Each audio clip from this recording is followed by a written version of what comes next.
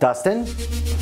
Everyone loves a sleeper. Hey, there you go. This is our deep sleeper video. So what this means is these are guys that are going much later in drafts, but they're probably going to be drafted in a bunch of leagues. But based on their ADP, we think they're great value. And these are the type of guys that later in your draft you should just have in your queue, ready to go. And some are deeper league options. So if you have a very shallow bench, then they might not have to be drafted in your league. But you know, we got to do it for everybody. So Dustin, you got to talk about some projector people. So thank you to our sponsor, projectorpeople.com. It's simple. Certified dealers, lifetime tech support they offer, but if you're doing any type of projector project, hit them up, see what they suggest, because that's what they do projectors. But I know any of you that have gone over to your buddy's house that has one of those 150 or 100 even bigger projectors, HD quality, you're jealous. So check them out, see if you want to get one of your own. They're pretty sweet. No, they're awesome. First guy I'm going to talk about is Norman Powell. And this is a guy I absolutely love this year. He plays for Toronto. He's going around pick 170.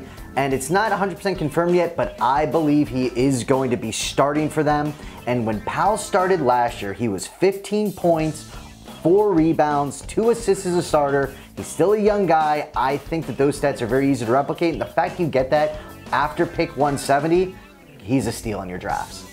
Labissiere is the one I want to talk about for the Kings. He's projected to be the starting power forward. And one thing I like to do, and you'll definitely hear me talk about the stats in this video, when they got minutes late in the year, in April last year, and they're projected to get minutes this year, well, how'd they do in April when they got minutes?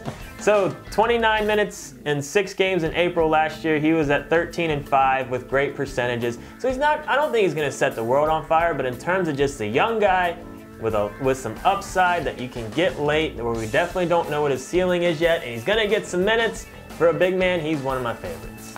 Kris Dunn for the Chicago Bulls going after pick 182 is interesting because of what Dustin just said. Minutes. Not necessarily what he did in April, however, but he will, because he didn't do that well last year. How's a guy that averaged 3.8 points, 2.1 rebounds, and 2.4 assists on our deep sleeper? It's because those minutes are going to skyrocket this year in Chicago. He should be the starter. He should be getting about 30 minutes a game. He came in with some hype. He can't shoot the ball that well, but he came into the draft with a lot of hype. A lot of people thought he'd be able to take the next step in the NBA, be a solid defender as well, so I expect the steals to be a solid stat for him also. But just after pick 182, to get a starting point guard that's going to get 30 minutes a game, he's just going to get you stuff for that reason, so that's why he's on this list.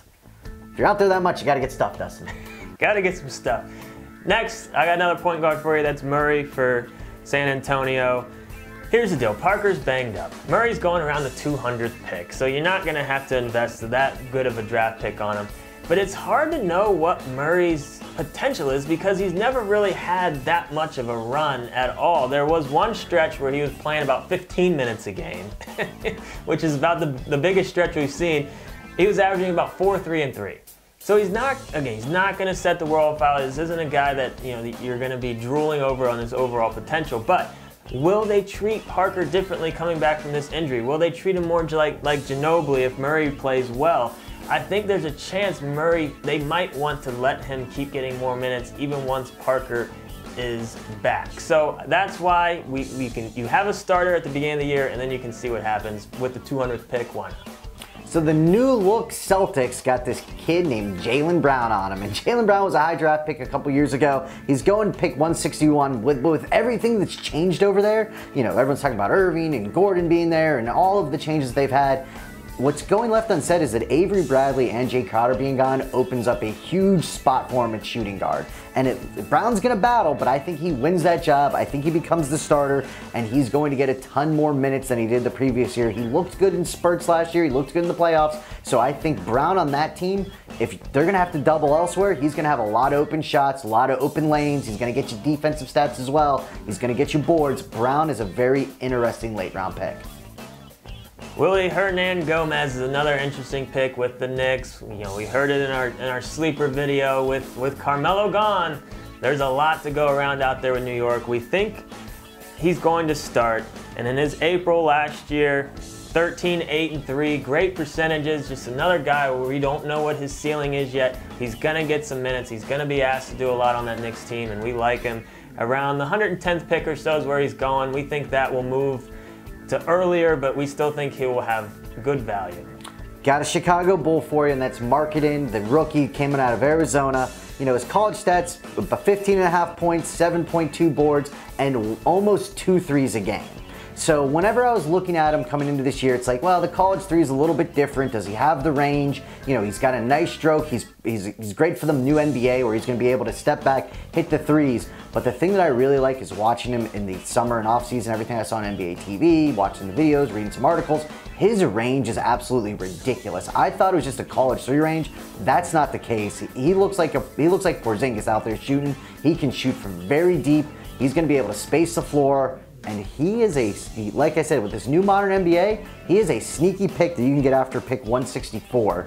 And getting a guy that far out on a team that's going to be terrible like the Chicago Bulls, they're going to play him a lot, he's going to shoot a lot, and you're going to get a lot of threes out of a big man for you. One of my favorite late round big men is Check Diallo with New Orleans. Going around the 200th pick, so you're not going to have to invest very heavily on him on draft day. And yes, I know Cousins and Davis are out there. He's going to have a hard time getting minutes, but they're saying that he could be the first big off the bench. They're saying that, you know, if by chance Cousins gets moved. Come on, Bullets! Which isn't Take Otto. It isn't the most crazy thing in the world that could happen. And here's the thing that I like. I mean, in April, it was only 4 games, I know, but in 23 minutes, he was a double-double guy. So he's going to be an interesting energy guy off the bench. I don't know if he'll have a ton of value early, but you know, if Cousins or Davis get hurt, or if one of them, you know, gets moved, I think he could be a very fun guy to own. Got another guy for you on New Orleans, and that Darius Miller going after pick 200 as well. You know, he's very interesting. He was on that Kentucky team that I believe won the championship. He was drafted in the 2nd round. He played in the NBA for a couple years, but then he went over to the European League, and that's where he's been for the last 2 years, I believe.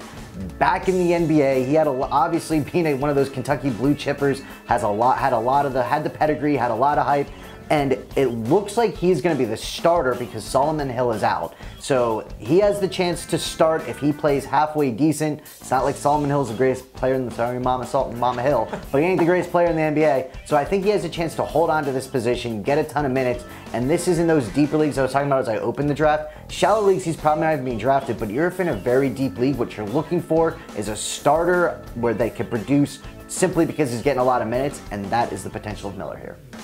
Jamal Murray is the last guy I'm going to talk about, going around pick 135 or so.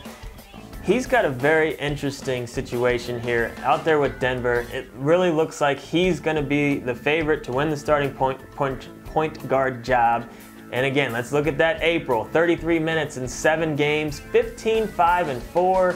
And it's just, when you look at the team, you look at him, there's just no reason to think that he's not going to get the minutes, he's not going to get the run. Like, we think all the stars are aligning for him, and for where he's going in the draft, it's kind of crazy right now. The type of value that he could give you with the 135th pick is kind of crazy. We are big fans of Jamal Murray where he's currently. And we know Moutier's lost weight and there's some love with him, but we think he's going to hold him up. Yeah, Murray's clearly better, in my opinion. I mean, that's the only reason he's going so late, just because he's not. It's great though, that's why you can get a deal. But, oh, it's terrible. So that's our deep sleepers. Check out all of our other videos. Check out our updated rankings on the website. Get on there, get our cheat sheet, all that fun stuff. Good luck. Pen flip to you, pen flip to me. Ready? 1, 2, 3. Oh, and I caught it and he blew it.